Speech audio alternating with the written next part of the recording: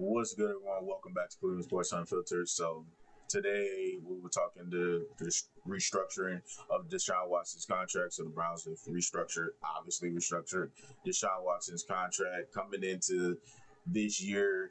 His cap hit was $80 million, which was never, anybody who knows the Browns, that was never going to be ever gonna last. So the restructure frees up around $36 million in cap space, which brings his average annually earnings to around 40. Was it 44.9?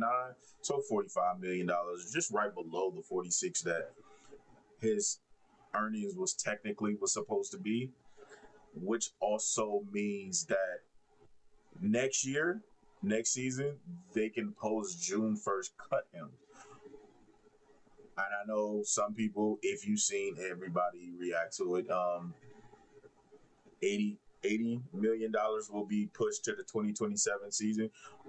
But by post June 1st cutting him, that $80 million will be aggregated to 2 years. So it will push the money into 2 years, which one of them I think is like 35 million, and then in 2027, 30 million, in 2028, 50 some $1 million. But the way the salary cap grows 8% every single year, that's like 13 to 15 is maybe 17% of your cap. Nothing. And by that time, and it's crazy because by the time we hit the dome, hands is clear of them. Yeah, your hands is washed of them. Deshaun Watson and the contract is not our problem anymore or anything like that, which is why I did find it baffling to anybody who really thought that he is going to play. Because, like I said, it makes no sense. It made no sense from a physical standpoint, just because I think his body is just shot and beat the hell. Just look at the litany of injuries he had since college. 2 ACLs, throwing shoulder, 2 Achilles back to back, 700 plus day. We all know his history. Why not? I don't want to relitigate that, but I do think it's important to bring that up. But that's why I said it never made any sense for him to play or anything like that. But also,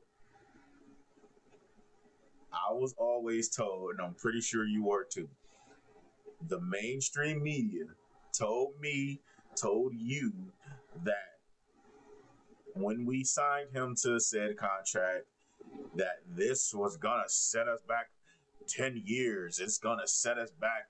They said it was gonna set us back 5 to 10 years, and the Browns are never gonna be able to field a team. And if you honestly look at it, the only thing that hurt us from the Watson trade, outside of his horrendous shit play, is draft capital. It's draft capital.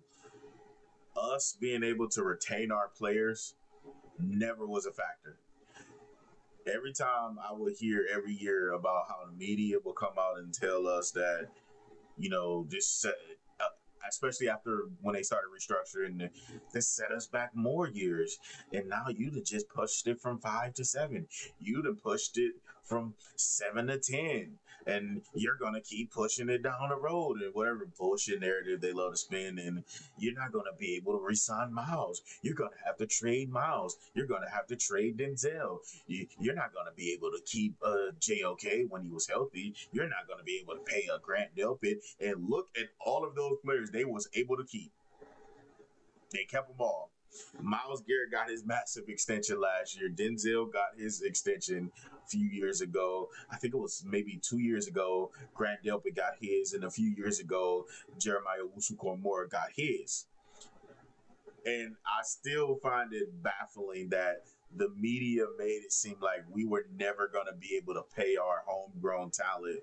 Or if you listen to them and their idiotic fucking bullshit narrative that they spent, the Browns are not going to be able to field the fucking team. Or or all time. Y'all know the dumb shit that the national media put out there, but I always ask, name me one player.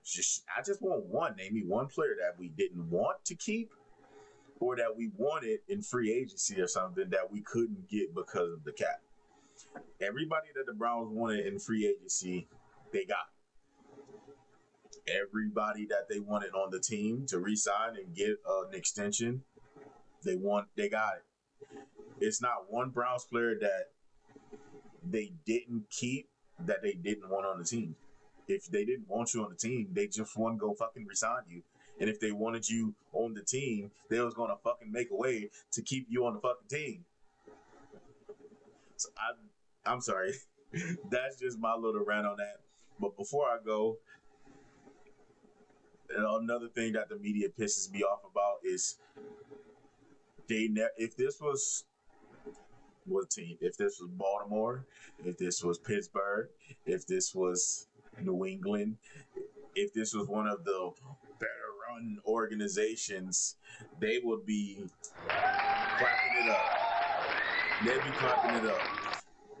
Look at how insert said owner and insert GM. Look at how they maneuvered around that contract. Yes, they know they made a mistake with the contract, but yet they work around it yearly and blah blah blah blah blah. Glaze. But with the Browns, it's nothing. That's one thing I gotta clap it up for Andrew Berry for. Is masterfully maneuvering around this contract. Masterfully. That's all I got to say about that. Y'all let me know what y'all think in the comment section below. Please hit that like, share, subscribe button. And until next time, peace.